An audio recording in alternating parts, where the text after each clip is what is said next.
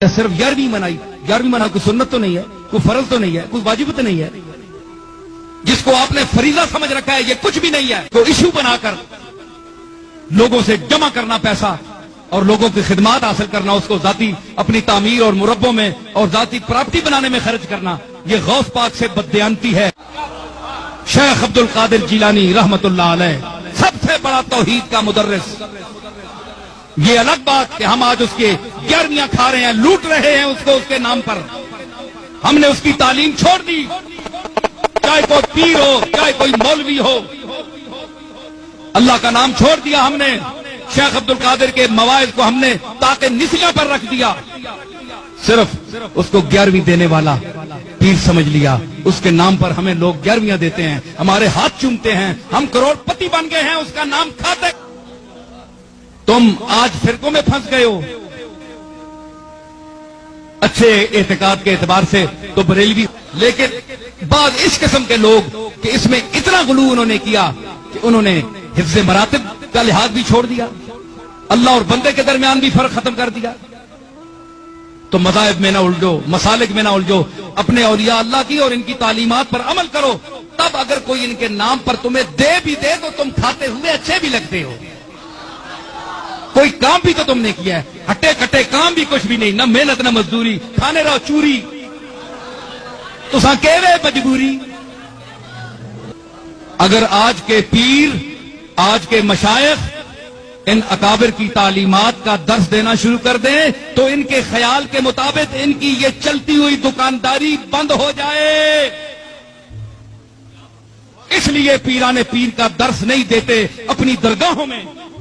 مولویوں سے اور درس دلواتے ہیں اور باتیں۔ میں نے بڑی درگاہیں دیکھی ہیں، اپنی درگاہ بھی ہے ہماری، بہت ساری دیکھی ہیں، کوئی کام کی بات نہیں ہوتی، ایسی باتیں جس سے کھچ کھچ کے لوگ بس صاحب مزار اور جو موجودہ پیر صاحبان ہیں ان کے ساتھ نتھی ہوتے جائیں، بس ان سے چمٹتے جاؤ، ان کو پیسے دیتے جاؤ۔ بھائی کیوں دیتے جائیں؟ انہوں نے کیا کیا ہے؟ ان کی خدمت کیا ہے؟ ان کی باپ دادا کی خدمت ہے، ان کی کیا ہے؟ ذاتی خدمت کیا ہے؟ ہمارا کوئی پیسہ حرام کا ہے پہ ان کو دیتے جائیں؟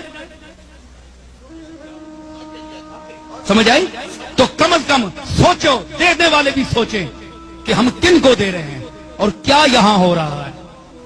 کیا کوئی غوث پاک کی تعلیم عام کی جا رہی ہے یا صرف 11ویں منائی؟ 11ویں منانا کوئی سنت تو نہیں ہے، کوئی فرض تو نہیں ہے، کوئی واجب تو نہیں ہے، جس کو آپ نے فریضہ سمجھ رکھا ہے یہ کچھ بھی نہیں ہے، ایشو بنا کر لوگوں سے جمع کرنا پیسہ اور لوگوں کی خدمات حاصل کرنا، اس کو ذاتی اپنی تعمیر اور مربوں میں اور ذاتی پراپرٹی بنانے میں خرچ کرنا، یہ غوث پاک سے بددیان۔ یہاں تو بیعت کروا کے پتہ نہیں کہاں سے کہاں تک وہ دین سے دور کر دیتے ہیں۔ اس پہ میں اپنی کوئی بات نہیں کرتا، پیر نصیر الدین نصیر صاحب کی ایک کتاب ہے پیری مریدی کی شرعی حیثیت، جو پیروں کی عزت افزائی اس کے اندر انہوں نے کی ہے نا، انہوں نے ایک جملہ میں بتاتا، انہوں نے کہا آج کے دور میں جس نے اپنا ایمان خراب کرنا ہے نا وہ مرید ہو جائے، اور جس نے اپنا ایمان بچانا ہے تو پیروں سے اپنے آپ کو بچا کے رکھے، خود پیر ہو کے۔ ٹھیک ہے، میں نے خود ان کو دیکھا ہے، میری ملاقات بھی گھر میں ان کے ساتھ ایک دفعہ سیٹنگ بھی ہوئی، 2007 یا 8 کی بات ہے، تو ان کے پاس میں نے دیکھا ایک وہ بوڑھی سی عورت آئی، وہ پیسے لے کے نا ہاتھ میں پکڑا لیں، یوں اٹھا کے پڑے پھینکے، کہنی بی بی اللہ کو لو مانگ، پیر کے کر سکتا ہے۔ یہاں بھی جیل میں تقریر کر کے گئے نا، ایک بار ہی بلایا، دوبارہ انہوں نے بلایا نہیں ہے، محفل نعت میں ان دنوں بارشیں نہیں تھی ہو رہی، تقریر ان کی رکھی ہوئی تھی، کم از کم 25-30 ہزار مجمع تھا، پورا اسٹیڈیم کرکٹ کا بھرا ہوا تھا۔ اس کے بعد یہ تارا جمیل صاحب کا جلسہ اتنا بڑا ہوا ہے جو وہ ہوا تھا، مریدوں نے بلایا، انہوں نے کہا تسی کہندے پیر دیندے نے سارے پیر لے آؤ نا، بارش کرو، نہیں دینا جے لے لو،